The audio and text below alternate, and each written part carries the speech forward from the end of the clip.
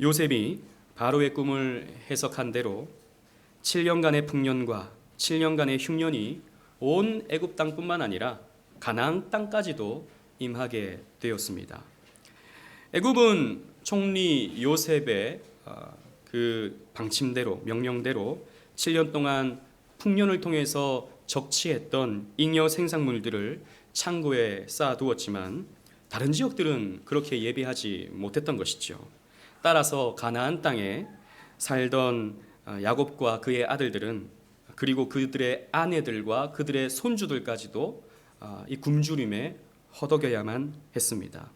그러자 야곱은 애굽에 곡식이 있다라고 하는 소식을 듣고 10아들을 애굽으로 보내어서 그들로 하여금 음식을 사오게 합니다. 우리 본문 42장 말씀을 한번 펴보실까요? 42장 1절 2절 말씀입니다. 다시 앞쪽으로 가셔서 42장 1절 2절 말씀 다 같이 한번 읽어보도록 하겠습니다. 시작. 그때 야곱이 애굽에 곡식이 있음을 보고 아들들에게 이르되 너희는 어찌하여 서로 보고만 있느냐. 야곱이 또 이르되 내가 들은즉 저 애굽에 곡식이 있다 하니 너희는 그리로 가서 거기서 우리를 위하여 사오라. 그러면 우리가 살고 죽지 아니하리라 하매. 아멘. 이 야곱의 이 명령에 따라서 10아들은 애굽을 향하게 됩니다. 다만 야곱이 목숨같이 여기던 막내 아들 베냐민은 가나안 땅에 두고 10아들만 이 애굽에 가게 되는 것이죠. 그래서 드디어 요셉과 그의 형제들이 만남을 가지게 됩니다. 사실 이러한 만남은 우연이 아니죠. 어쩌다 보니 이렇게 기근이 왔고 어쩌다 보니 애굽으로 가게 된 것이 아니죠. 이것은 하나님께서 아브라함에게 주셨던 그 창세기 15장에 주셨던 그 언약이 성취되고 있는 것을 우리는 기억해야 합니다. 그 하나님은 아브라함에게 내 후손이 이방의 객이 될 것이다 라고 말씀해 주셨는데 그 말씀이 그대로 실현되고 있는 것이죠. 이렇게 하나님의 인도하심으로 요셉과 그의 형들은 무려 약 한 15년 만에 만나게 됩니다. 그리고 결과적으로 이 야곱의 아들들, 이스라엘의 아들들은 그 관계가 회복되게 되죠. 그러나 하나님은 이렇게 이스라엘 백성들의, 이스라엘 자손들의 관계가 회복되는 이 과정에서 요셉을 통해 시험을 주게 됩니다. 오늘은 그 시험의 내용에 대해서 함께 말씀을 나눌 텐데요. 이 시험 받는 과정을 통해 이 10아들들의 반응이 어떠한지를 살펴봄을 통해 이스라엘의 자손, 즉 이 땅의 이스라엘, 영적 이스라엘 자손인 교회가 어떻게 회복되는지 우리가 오늘 이 말씀을 통해서 은혜를 나누고자 합니다. 첫 번째로 시험을 통과할 요셉의 형들의 모습을 우리 한번 살펴보고자 합니다. 우리 42장 6절 7절 말씀을 다 같이 한번 큰 소리로 읽어보도록 하겠습니다. 시작. 때에 요셉이 나라의 총리로서 그 땅 모든 백성에게 곡식을 팔더니 요셉의 형들이 와서 그 앞에서 땅에 엎드려 절하매 요셉이 보고 형들인 줄 아나 모르는 체하고 엄한 소리로 그들에게 말하여 이르되 너희가 어디서 왔느냐. 그들이 이르되 곡물을 사려고 가나안에서 왔나이다. 아멘. 먹을 것을 구하러 온 형들은 애굽의 총리 요셉에게 절을 하였습니다. 요셉의 형들은 그 요셉인 줄 몰랐죠. 그리고 요셉이 입고 있는 옷은 그 애굽의 총리가 입고 있는 옷이었기 때문에 요셉의 형들은 이 요셉일 거라고 상상도 못했던 것입니다. 그래서 이 총리에게 절을 하면서 먹을 것을 구하게 된 것이죠. 요셉은 형들을 알아봤습니다. 15년이 지났으니 뭐 얼마나 달라졌겠습니까? 그리고 이미 형들은 장성하여 자식이 있고 손주까지 있었던 형들이었기 때문에 요셉은 그 형들을 쉽게 알아볼 수 있게 된 것이죠. 그러나 시치미를 떼고 어디서 왔는지 묻습니다. 형들은 자신들이 가나안 땅에서 온 사람들이다 라고 이렇게 대답을 했지만 당장 요셉은 형들에게 먹을 것을 팔지 않습니다. 우리 42장 9절 말씀을 또 다 같이 한번 읽어볼까요? 9절 말씀입니다. 시작. 요셉이 그들에게 대하여 꾼 꿈을 생각하고 그들에게 이르되 너희는 정탐꾼들이라 이 나라의 틈을 엿보려고 왔느니라. 아멘. 요셉은 15년 전, 약 15년 전 하나님이 요셉에게 주셨던 그 꿈을 생각했습니다. 그 요셉에게 절을 하고 있는 그 형들의 모습을 보면서 15년 전에 주셨던 하나님의 꿈이 바로 이것이구나 라고 하는 것을 요셉은 알게 된 것이죠. 그 요셉이 묶었던 볏집단을 형들이 묶었던 볏집단이 둘러싸고 그에게 절을 하는 그 꿈, 그리고 해와 달과 11별이 요셉을 향하여 절을 하는 그 꿈이 이렇게 이루어지는구나, 하나님이 주신 계시는 이렇게 실현되는 거구나 라고 하는 것을 요셉은 기억했던 것이죠. 그런데 요셉은 형들에게 간첩의 혐의, 스파이의 혐의를 뒤집어 씌웁니다. 너희들은 곡물을 사러 온 것이 아니라 이 애굽의 허점을 찾으러 온 스파이들이다 라고 이렇게 혐의를 뒤집어 씌웠죠. 형들은 당연히 자신들은 스파이가 아니라고, 우리는 곡물을 사러 왔을 뿐이라고 이렇게 설명을 했지만 요셉은 강경하게 형들을 몰아붙입니다. 여러분 생각해 보십시다. 요셉은 왜 이렇게 형들을 몰아붙일까요? 왜 형들에게 이런 간첩의 스파이라고 하는 혐의를 뒤집어 씌웠을까요? 옛날 약 15년 전에 그 형들의 그 행위가 너무 미워서 형들도 한번 당해봐라 라고 하는 그런 마음으로 그랬을까요? 요셉도 저와 여러분들과 같이 어쩔 수 없는 인간인지라 뒤끝이 있는, 요즘 세상 말로 뒤끝 장녀라는 그런 모습을 지금 보이고 있는 것이겠습니까? 그렇진 않겠죠. 요셉은 이렇게 말합니다. 15절 말씀도 우리 다 같이 한번 읽어보겠습니다. 42장 15절 시작. 너희는 이같이 하여 너희 진실함을 증명할 것이라. 바로의 생명으로 맹세하노니 너희 막내 아우가 여기 오지 아니하면 너희가 여기서 나가지 못하리라. 아멘. 너희들은 진실을 증명해야 한다 라고 말하고 있습니다. 이 진실을 증명할 것이라 라고 하는 이 말에 해당하는 히브리어 원문을 살펴보면요, 한 단어입니다. 바한이라는 말로 기록되어 있습니다. 그래서 우리 개역 성경에는요, 이 말을 의역을 해놔서 진실을 증명하라 라는 말로 이렇게 번역을 해놨는데, 사실 이 말은 진실이라는 뜻보다도 증명하다 혹은 시험을 통과하다 라고 하는 뜻을 가지고 있어요. 그래서 대부분의 영어 성경은 You will be tested 라고 말하고 있습니다. 그러니까 당신은 테스트를 통과해야 한다, 당신들은 시험을 통과해야 합니다 라고 요셉은 이야기했던 것이죠. 이 시험은 어떤 시험이었습니까? 막내 동생 베냐민을 데리고 오라 라는 것입니다. 요셉이 자초지종을 들어보니까 막내 동생은 가나안 땅에 있다고 하는 것을 들었거든요. 근데 그 막내 동생이 어떤 동생이었습니까? 자신과 한 어머니에게서 태어난, 라헬에게서 태어난 친동생이죠. 그 동생이 가나안 땅에 있다라고 하는 이야기를 듣고 그 동생도 데리고 와라, 그러면 이 시험은 통과된다 라고 지금 말하고 있는 것입니다. 자, 20절 말씀을 다 같이 한번 읽어보겠습니다. 20절 시작.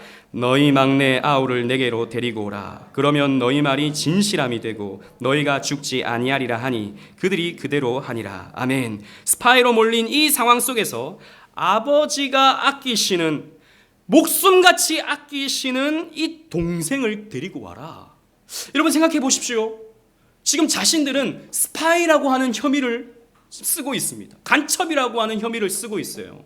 그래서 어떻게 될 줄 모릅니다. 그런데 동생 데리고 오면 너희가 진짜라는 것을, 너희가 진실하다는 것을 내가 인정해 줄게 라고 하는 것이죠. 위험의 상황 속에서 동생을 데리고 온다 라고 하는 이 상황은, 여러분 곰곰이 생각해 보십시오.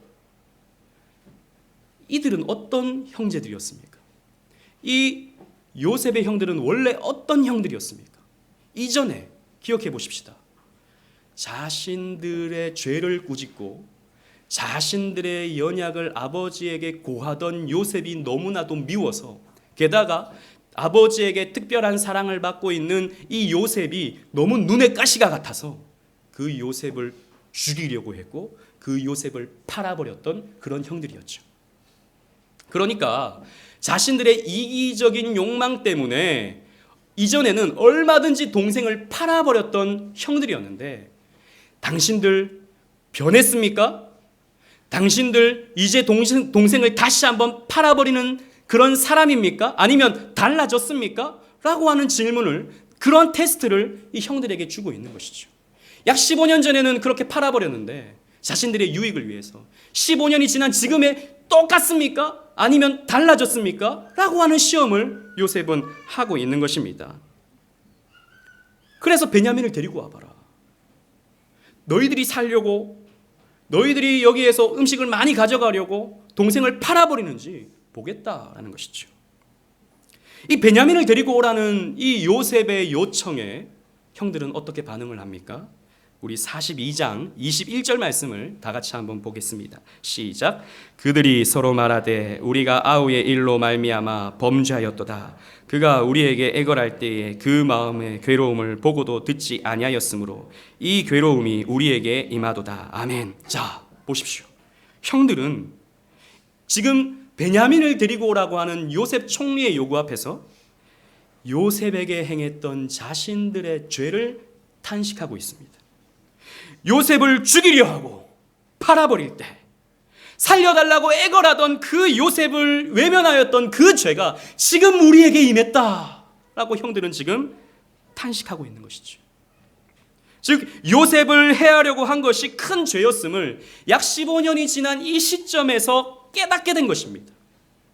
이전에는 그렇지 않았죠. 죽이려고 했습니다. 팔아버렸습니다. 그것으로 기뻐했습니다.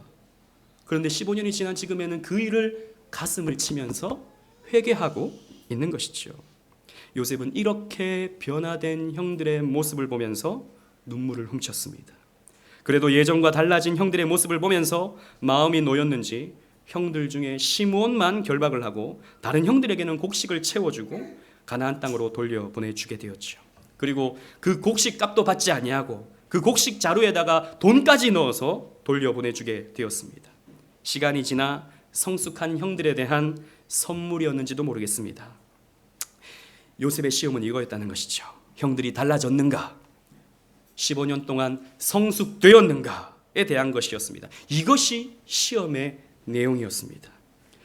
요셉의 형들은, 이스라엘의 아들들은 여러분 우리가 잘 알듯이 구약 교회의 모형들입니다. 그들은 15년 전에 이기적이었어요. 자신들의 죄를 지적하고 자신들의 죄를 치리하는 요셉이 미웠고 밉다 못해 죽여버리고 싶었습니다. 그리고 실제로 살인 미수의 죄를 짓고 인신매매를 감행했으며 아버지에게 거짓말까지 하게 된 것이죠. 그러나 다시 한번 동생을 팔아버릴 수도 있는 이 상황이 일어나게 되었을 때 그들은 가슴을 쳤습니다. 자신들의 죄 때문에 이런 일이 벌어졌다며 괴로워했습니다. 그렇습니다, 여러분. 구약의 교회 이스라엘의 아들들은 시간이 지나니 이렇게 성숙되어 있습니다. 그들의 하나님께서, 언약의 신실하신 하나님께서 조금씩 그들을 변화시켜서 하나님의 백성으로 만들어 나가셨던 것이죠. 그들을 성화시켜 나가셨던 것입니다. 그 중에서 오늘은 또 특별히 10형제 중에 유다에게 우리가 관심을 한번 집중해 보기를 원합니다. 유다는요, 베냐민을 대신하는 대속의 모습을 보이기 때문이죠. 시간이 좀 지났습니다. 형제 시므온을 애굽에 두고 다른 형제들은 먹을 것을 가지고 애굽 땅에 가나안 땅으로 다시 돌아왔지만 얼마 지나지 않아 다시 먹을 것은 떨어지고 애굽으로 다시 가야 하는 상황이 찾아온 것이죠. 그러나 애굽의 총리 요셉의 요구대로 다시 갈 때 막내 아들 베냐민을 데리고 가야 된다라고 하는 이 요구는 참으로 힘든 요구였습니다. 왜냐하면 야곱이 반대를 하니까요. 야곱은 이 막내 아들 베냐민을 목숨과 같이 여기고 있는데, 이 베냐민이 죽으면 난 죽는다라고 이렇게 생각하고 있는데 어떻게 베냐민을 야곱이 쉽게 보낼 수가 있겠습니까? 절대 그럴 수 없다. 왜 막내 동생이 있다고 괜히 말을 해가지고 지금 이렇게 우리를 곤란하게 만들었냐라고 오히려 형들을 질책하죠. 그런데 루벤이 이렇게 말합니다. 제가 베냐민을 목숨을 걸고 지키겠습니다. 만약에 베냐민을 제가 못 데리고 온다면 제 아들들을 죽이십시오 라고까지 이렇게 약속을 하면서 베냐민을 지키겠다고 약속을 합니다. 또 야곱이 봤을 때 그냥 이렇게 베냐민을 안 보내면 점점 굶어 죽을 수밖에 없는, 자기뿐만 아니라 자신의 아들들, 자신의 며느리들, 자신의 손주들까지도 굶어 죽을 수밖에 없는 그런 상황 속에서 야곱은 다른 선택의 여지가 없었던 것이죠. 그래서 야곱은 이렇게 고백합니다. 여러분 성경을 조금 넘기셔서 43장 14절입니다.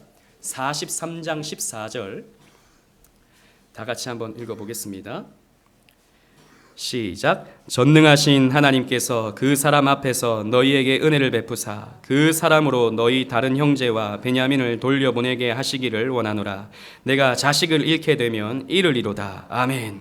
자, 전능하신 하나님께서 그 사람 앞에서, 그 애굽의 총리 앞에서 너희에게 은혜를 베푸사 그 사람으로 너희 다른 형제와 베냐민을 돌려보내게 하시기를 원하노라 라고 이렇게 기도를 하게 됩니다. 그리고 이렇게 말하죠. 내가 자식을 잃게 되면 이르리로다. 베냐민을 잃게 된다 하더라도 이르리로다. 여러분 여기에서 우리는 야곱의 성숙을 보게 됩니다. 자신의 생명과 같던 베냐민까지도 하나님께 의탁하는 이 야곱의 성숙의 모습을 보는 것이죠. 그래서 그런지 이전에는 계속 야곱 하다가 이 43장에서부터 야곱을 더 이상 야곱이라 부르지 아니하고 성경은 이스라엘이라고 부르게 됩니다. 야곱은 우리가 잘 알듯이 꽤 많은 자, 욕심 많은 자, 뒷발꿈치를 잡은 자라고 하는 뜻을 가지고 있는데, 이스라엘은 예전에 야복강에서 그 하나님께서 주신 새 이름이었죠. 그 이름은 승리자, 하나님과 겨루어 이겼다라고 하는 뜻을 가진 이름이었죠. 그래서 이 43장에서 진정한 승리자로서의 이름을 성경은 기록하고 있는 것입니다. 요셉이 요구한 대로 베냐민을 데리고 간 이 형들은 요셉에게 융숭한 대접을 받게 됩니다. 막내 동생을 데리고 왔으니까요. 게다가 요셉은 이 베냐민에게는 형들보다 5배나 많은 음식을 이렇게 베풀어 주죠. 자신의 친동생이었기 때문입니다. 그러나 요셉은 다시 한번 형들을 시험합니다. 음식을 잔뜩 실어서 가나안 땅에 돌려보내게 되는데, 나중에 애굽의 군대가 이 형들을 찾아오게 되는 것이지요. 찾아와서 은잔이, 우리 요셉님의, 애굽 총리님의 은잔이 없어졌다라고 이렇게 말하면서 당신들이 훔쳐간 것 아니냐라는 모함을 또 뒤집어 씌웁니다. 그래서 나중에 자료를 살펴보니까 그 은잔이 누구에게서 나옵니까? 베냐민에게서 나오게 되죠. 베냐민이 도둑으로 몰리게 된 것입니다. 그래서 요셉은 이 베냐민을 내 종으로 삼겠다. 이 베냐민은 애굽에 내가 데리고 살면서 내 종으로 삼겠다라고 이렇게 말하게 됩니다. 우리 44장 17절 말씀 한번 다 같이 읽어보도록 하겠습니다. 44장 또 넘기셔서 44장 17절입니다. 다 같이 읽어보겠습니다. 시작. 요셉이 이르되 내가 결코 그리하지 아니하리라. 잔이 그 손에서 발견된 자만 내 종이 되고 너희는 평안히 너희 아버지께로 돌아 올라갈 것이니라. 아멘. 자, 그 잔이 발견된 자, 즉 베냐민만 내 종이 되고 너희는 평안히 너희 아버지께로 올라가라 라고 이렇게 말하고 있는 것이죠. 그런데 이때 유다가 나서게 됩니다. 유다는 자신들의 가족사를 이렇게 이야기하게 됩니다. 자신들의 슬픈 가족사였죠. 원래 아버지께서 아끼시던 아들이 있었는데, 그 아들이 누굽니까? 요셉이죠. 그 아들이 있었는데 그가 죽게 되었다. 그래서 아버지는 큰 상처를 입고 베냐민을 통해서 겨우 위로를 받게 되었는데, 이 베냐민까지 잃어버리면 우리 아버지 죽는다. 우리 아버지 더 이상 소망이 없다. 우리 아버지 너무 충격을 받으신다. 그래서 이렇게 유다는 요청합니다. 우리 44장 33절 34절 말씀 다 같이 또 읽어보도록 하겠습니다. 시작. 이제 주의 종으로 그 아이를 대신하여 머물러 있어 내 주의 종이 되게 하시고 그 아이는 그의 형제들과 함께 올려보내소서. 그 아이가 나와 함께 가지 아니하면 내가 어찌 내 아버지에게로 올라갈 수 있으리이까. 두렵건대 제 애가 내 아버지에게 미침을 보리이다. 아멘. 뭐라 그럽니까? 이제 주의 종으로, 즉 자기를 말합니다. 유다는 이제 이 유다로 그 베냐민을 대신하여 이 애굽에 머물러 있게 하소서. 그래서 이 유다가 바로의 이 요셉의 종이 되게 하시고 이 베냐민은 아버지에게로 돌려보내 주소서라고 이렇게 말하고 있는 것입니다. 베냐민 대신 자신이 종이 되겠다는 것입니다. 베냐민을 두고 자신이 아버지에게로 올라가면 아버지는 죽는다는 것입니다. 그래서 자신이 대신 몸값을 치르겠다는 것이죠. 여러분, 대신 몸값을 치르거나 대신 제물로 바쳐지는 것을 성경에서는 대속이라는 말로 표현합니다. 유다는 아버지와 형제들을 위해 기꺼이 자신을 희생하겠다라고 말하고 있는 것이죠. 여러분, 근데 원래 유다는 어떤 사람이었는지 여러분 아십니까? 우리가 이 창세기를 쭉 살펴보면서 우리 38장은 뛰어넘었는데요. 38장은 제가 오늘 이렇게 설명드리려고 조금 뛰어넘었습니다. 38장을 보면요, 이 유다의 죄가 적나라하게 이렇게 드러나는데요. 이때가 바로 이 요셉이 구덩이에 던져지고 또 애굽에 팔려갈 즈음이었습니다. 그때 유다는요, 불신 친구들이 많았어요. 불신 친구들이 많아서 이 불신 친구들과 함께 이 세상 가운데 연락하다가 이방 여인과 동침을 하게 되고, 즉 불신 결혼을 하게 되고 아들을 낳게 됩니다. 그 아들의 이름이 엘이라는 아들이었어요. 그리고 둘째 아들을 낳게 되는데 그 아들의 이름이 오난이었습니다. 셋째 아들을 낳게 되는데 그 셋째 아들 이름이 셀라라는 이름이었습니다. 그런데 첫째 아들이 나중에 엘이 다말이라고 하는 또 여인과 결혼을 하게 되는데, 이 엘이 하나님 앞에 범죄하게 됩니다. 그래서 하나님이 이 엘을 죽여버리셔요. 그럼 이 과부가 된 다말을 어떻게 했느냐? 이 고대 이 이스라엘 사회는요, 형사 취수 제도라는 게 있었습니다. 무슨 말이냐면 형제들이 쭉 있는데 형의 그 형수가 과부가 되면, 형이 먼저 죽어서 형수가 과부가 되면 둘째가 그 형수와 결혼하여서 그 형수를 책임져야 하는 그런 제도가 있었습니다. 그러니 이 둘째 아들 오난이 이 다말과 결혼을 하게 된 것이죠. 그런데 이 오난도 범죄하여서 하나님이 죽여버리십니다. 유다가 보니까 이 다말은 자기 아들 잡아먹는 며느리인 거예요. 자기 아들 결혼만 하면 죽으니까 자기 아들이, 원래는 셋째 아들에게 줘야 되는데, 이 셀라에게 줘야 되는데 셋째 아들까지 줬다가 결혼시켰다가 또 셋째 아들도 죽으면 어떡하나 싶어가지고 못 주는 거죠. 그래서 다말에게 우리 집에서 좀 나가라. 우리 집에서 나가서 친정에 좀 가 있어라. 사실상 쫓아냅니다. 그러다가 이제 시간이 지나서 이 유다가요, 또 양털 깎는 날에 그 또 불신자들이 많은 곳으로 가서, 딥나라고 하는 곳으로 가서 음행을 하게 되는데, 그 딥나에 있는 창녀촌에 들어가게 됩니다. 그래서 얼굴을 가린 창녀와 행음을 하게 돼요. 참 여러분, 이 유다의 죄가 말로 다 못합니다. 이 사실 손주까지 있는 이 할아버지가 이 창녀 집창촌에 들어가서 지금 행음을 하는 것이죠. 얼굴을 가린 창녀와 행음을 하게 되는데 나중에 돌아왔어요. 그런데 어느 순간 보니까 자신의 며느리가 임신을 하고 있는 거예요. 아니, 첫째 아들 죽어버리고 둘째 아들 결혼시켰는데 또 죽어버리는데 남편도 없는 이 며느리가 임신을 하고 있으니 그 시아버지가 봤을 때 이 감당을 못하는 것이죠. 그래서 불로 태워 죽여버리라 라고 이렇게 말합니다. 그런데 이 다말이 자신과 관계를 맺었을 때 여러 가지의 표징들을 딱 보여주죠.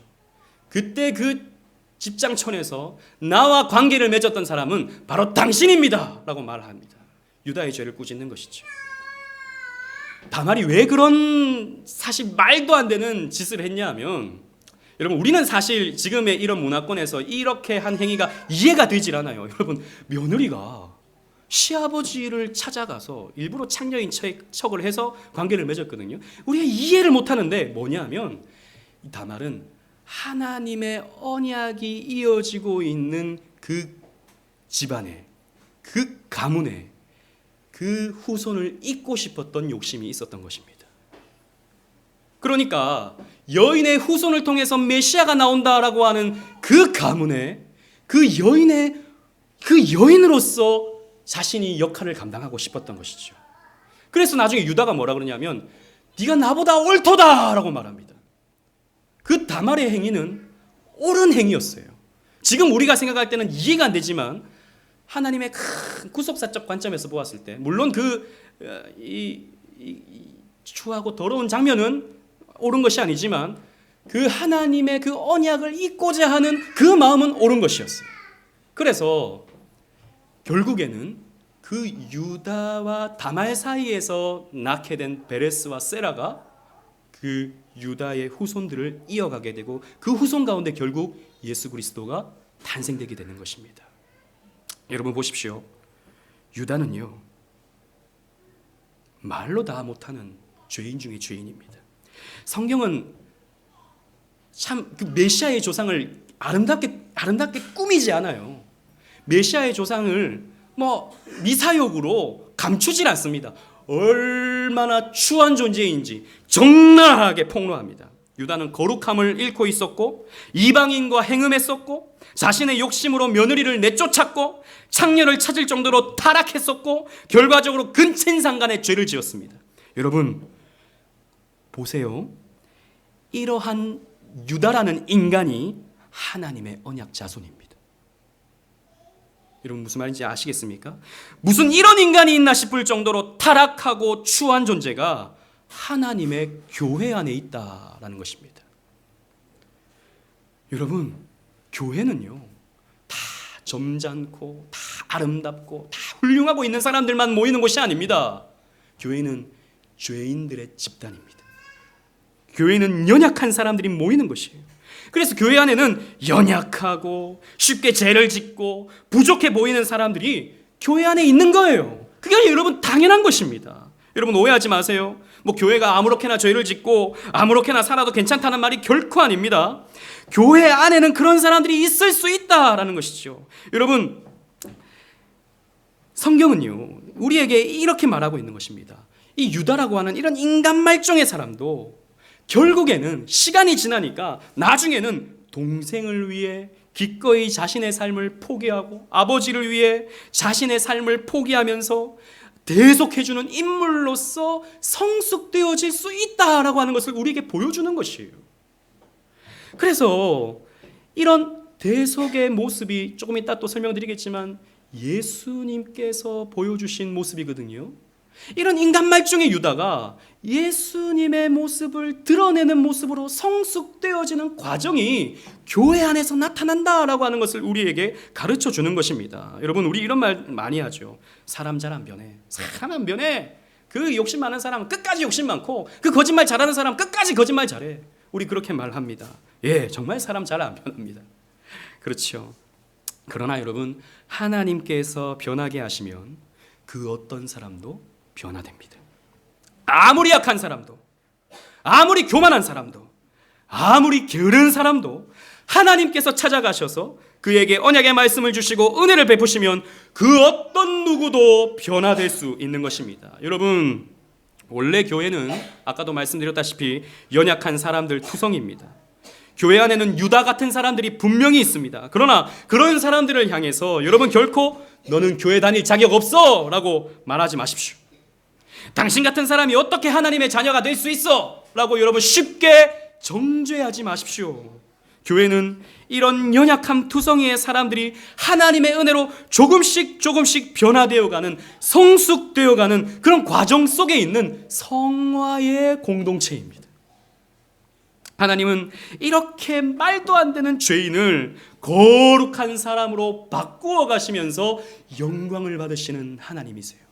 우리에게 이런 유다의 모습을 보면서 내가 바꿀 수 있다, 내가 변화시킬 수 있다, 이렇게 죄 많은 자도 대속의 모습을 나타낼 수 있는 자로서 내가 바꿀 수 있다라고 하는 것을 우리에게 보여주시면서 영광을 거두어 가시는 분이 바로 우리 하나님이시다라는 것이죠. 그래서 우리가 여기서 기억해야 될 것은 동생을 대신하여서 종이 되고자 하는 유다의 대속은 유다의 자손으로 오시는 예수 그리스도의 대속을 보여주는 그림자다라는 것입니다. 유다는 결코 자신을 위하지 아니하고 오직 아버지와 동생의 생명을 위해서 자신을 내던지고자 했던 것이죠. 여러분 이것이 바로 우리를 구원하시고자 자신을 내어주신 예수님의 대속을 보여주는 장면입니다. 예수님은 이렇게 말씀하셨죠. 우리 마태복음 20장 28절 주보에 있는 말씀 다 같이 한번 읽어보도록 하겠습니다. 시작. 인자가 온 것은 섬김을 받으려 함이 아니라 도리어 섬기려 하고 자기 목숨을 받는 사람의 대속물로 주려 함이니라. 아멘. 예수님이 이 땅에 온 것은 섬김받기 위해서 온 것이 아니라 오히려 섬기려 하고 형제들을 섬기려 하고 그 섬김의 궁극으로서 자기 목숨을 다른 사람들에게 대속물로 주시기 위해서 이 땅에 오셨다라고 예수님께서 말씀하고 있죠. 여러분, 예수님은 죄로 인해 우리가 당해야 할 심판을 대신 감당하시고자 죄 많은 인간의 모습으로 이 땅에 오셔서 십자가에 달려 대신 죽으신 분이십니다. 그러므로 이 유다의 대속 행위는 예수 그리스도의 대속의 그림자 예표가 되는 것이죠. 사랑하는 오직은혜 교회 성도 여러분, 요셉의 형들은 요셉이 내어준 시험을 통과해야 했습니다. 이 시험은 어떤 시험이었습니까? 변했는가? 달라졌는가? 성숙되었는가에 대한 시험이었습니다. 예전에는 그렇게 이기적이었고 폭력적이었던 모습에서 이제는 아버지를 위하고 형제들을 위하는 성숙한 모습을 보여주어야 했던 것이죠. 왜냐하면 그들은 교회였기 때문입니다. 유다뿐만 아니라 이 10 아들은 교회였기 때문입니다. 교회는 그렇게 성숙되어야 하기 때문이죠.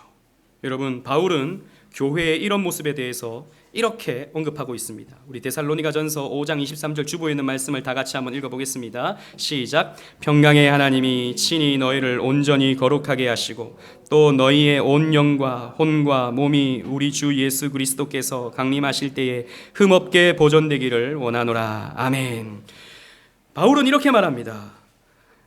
평강의 하나님이 친히 너희를, 즉 이 데살로니가 교회를 온전히 거룩하게 하시고 또 흠없게 보존되기를 원한다라고 말하고 있죠. 즉 성숙되어지고 성화되어지고 거룩하게 되는데 원하신다라는 것입니다. 여러분, 그래서 교회는 거룩함을 향하여 나가는 성화 공동체입니다. 여러분들이 정말 예수님을 믿게 되었다면, 여러분들이 정말 성경을 믿고 하나님의 존재를 믿게 되었다면, 그래서 구원받으셨다면 여러분들의 삶에는 반드시 성화의 모습이 나타나야 되는 것입니다. 여러분, 예수 믿으면 어떻게 됩니까? 의롭다 칭함을 받게 되죠. 다른 게 필요 없습니다. 오직 예수만 믿으면 의롭게 됩니다. 이게 뭡니까? 칭의교리죠. 그러나 이 칭의교리는 반드시 성화를 동반하게 되어 있습니다. 칭의와 성화는 항상 함께 가는 것이기 때문이죠. 즉 예수를 믿었으면 거룩한 삶이 조금씩 나타나게 되어 있는 것입니다. 안 나타나면 의심해 봐야 돼요. 정말 내가 예수를 믿는지, 내가 정말 하나님을 믿는지 의심해 봐야 되는 것입니다. 여러분, 칭의와 성화는 동전의 양면 같은 것이기 때문에 칭의 없는 성화는 없어요. 성화 없는 칭의도 없습니다. 여러분, 그렇기 때문에 칭의와 성화는 항상 함께 가는 것이에요. 그래서 여러분, 우리는요, 우리의 삶에 성숙이 있어야 된다는 것입니다. 그런데 여러분, 오해하지 마십시오. 난 왜 이렇게 성화가 잘 안 되지? 나는 왜 이렇게 여전히 변하지 않고 여전히 이렇게 죄악 가운데 있지? 지금은 여러분 부족할 수 있어요. 지금은 부족할 수 있습니다. 여러분, 과정 속에 있기 때문이죠. 괜찮습니다. 그러나 여러분들이 계속해서 그 상태에만 머물러 있다면 안 됩니다. 여러분들은 믿는 자로서 거룩하게 조금이라도 변하는 모습이 여러분들의 삶에 있어야 된다는 것이죠. 그래서 사도 바울은 두렵고 떨림으로 너희의 구원을 이루라 라고 말씀하고 있는 것입니다. 주님께서 도와주십니다. 주님께서 도와주셔요. 주님께서 여러분들의 삶을 그렇게 인도해 주십니다. 그래서 여러분들은 하나님께 여러분들의 삶을 맡기고 하나님 말씀에 순종하려고 애를 써야 된다는 것이죠.